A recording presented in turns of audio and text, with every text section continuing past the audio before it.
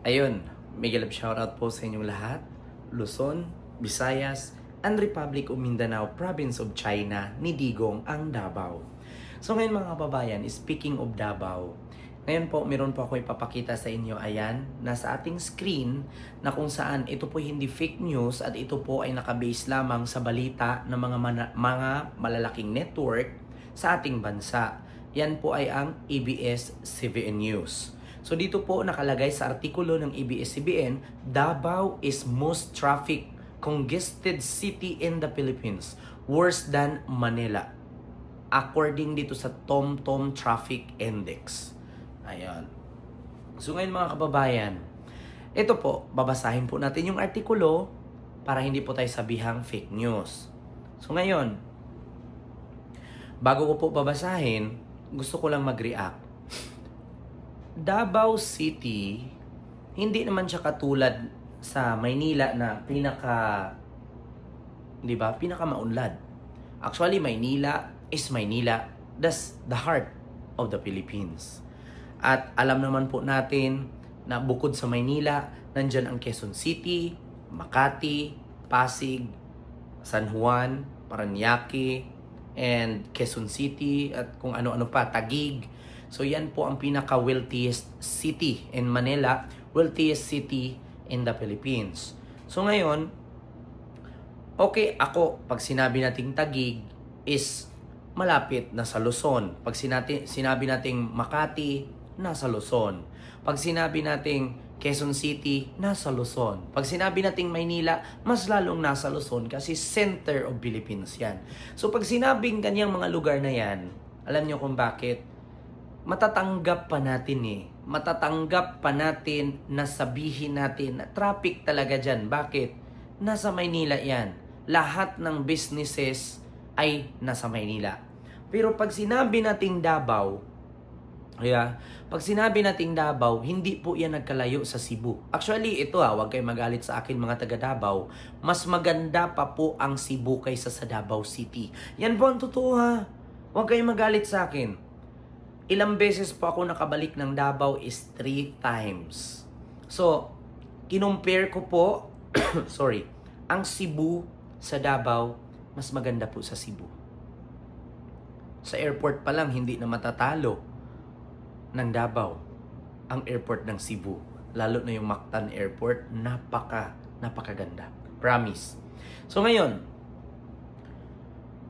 pagdating sa Davao, rank 8 po siya. Number 8 or top 8 po siya sa pinaka-worst traffic sa buong mundo.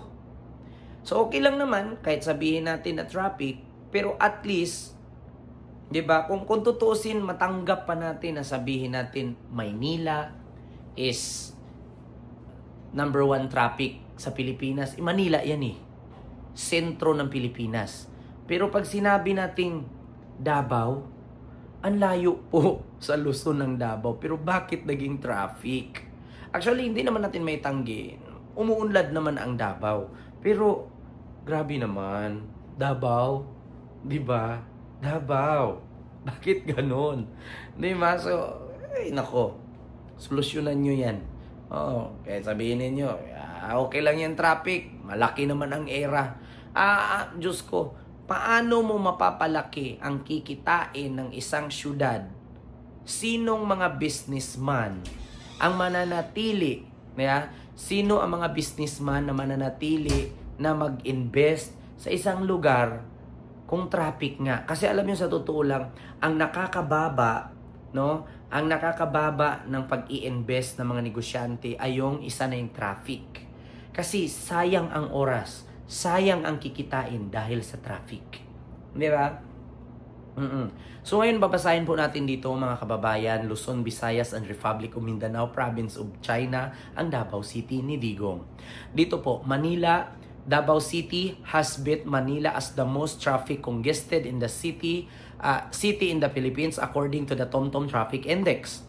And the latest index, Davao emerged as the 8th most congested city worldwide. Naku, number 8 sa pinakamatraffic sa buong mundo. Where residents take almost 33 minutes or 32 minutes and 59 seconds to be exact to travel 10 kilometers. Davao? Okay lang sana kung rank 8 ka sa pinakamagandang lungsod or syudad sa buong Pilipinas eh. Rank 8 ka sa pinaka-traffic sa buong mundo.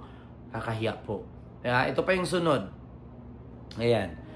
Nakalagay dito, TomTom said 136 hours are lost at rush hour yearly in Davao. Diba? 136 hours ang nawawala sa rush hour.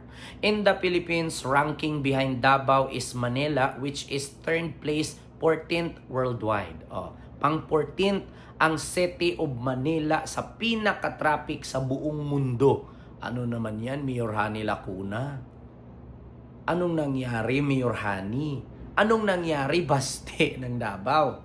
Ayan, TomTom said drivers drive for 32 minutes and 10 seconds in the city to travel 10 kilometers.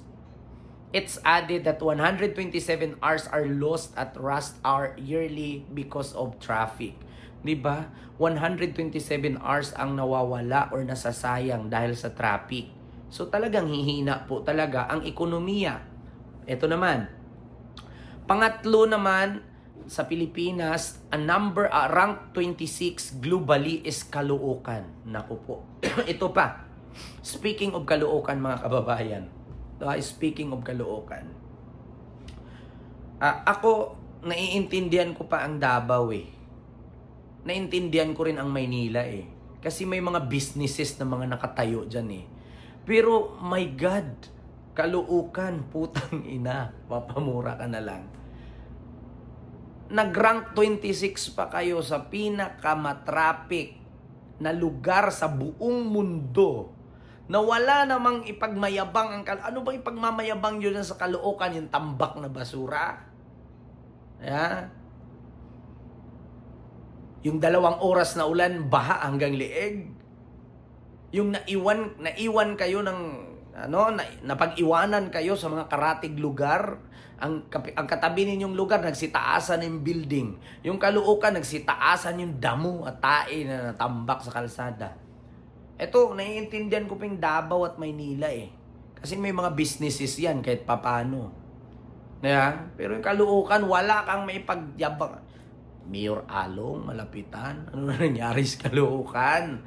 Nakalagay dito Rank 26 globally is Caloocan. Number 3, patay. Number 1 ang Davao sa pinaka-traffic, pang rank 8. Number 2 ang Maynila, rank 14. And rank 26, number 3 ang Caloocan sa Pilipinas na pinaka-matraffic, where people travel 30 minutes and 44 seconds to cover 10 kilometers. 111 hours ang nawawala sa rush hour annually in Caloocan. The TomTom 2024 Traffic Index assessed 500 cities across 62 countries globally were evaluated based on their average travel time as well as congestion. Topping the list is the city of Barranquilla in Colombia, where people take 36 minutes and 6 seconds to travel 10 kilometers. And second, third, fourth place respectively are the cities of Kolkata, Bangalore, and Pune in India. Diyos ko po, mga kababayan. Eto na-shock ako sa vlog kong to. Akala ko worse na ang Maynila, worse na ang Davao, pero mas worse pa pala ang Caloocan. Bakit? Okay lang naman kung ang Davao mag-traffic, may mga businesses dyan eh. Okay lang din, mas lalo ang Maynila kay sentro ang Pilipinas niyan eh. Sentro ng Pilipinas. Pero anong meron sa Caloocan na napasali sila sa rank 26 sa pinakamatraffic sa buong mundo? Wala namang businesses dyan na mga mga building skyscraper, wala namang Okada dyan. Wala namang dyan, McKinley, wala namang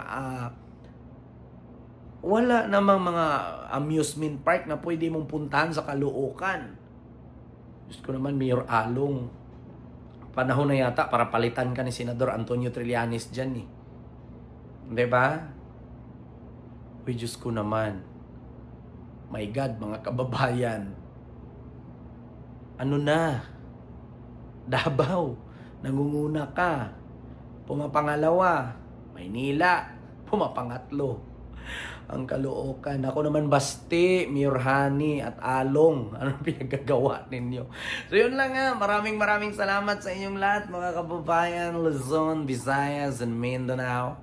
Huwag niyong kalimutan mag-like, mag-share, mag-subscribe at mag-follow dito sa aking YouTube channel, Facebook page, and TikTok account. No, so see you next vlog. God first. My God. I hate drugs.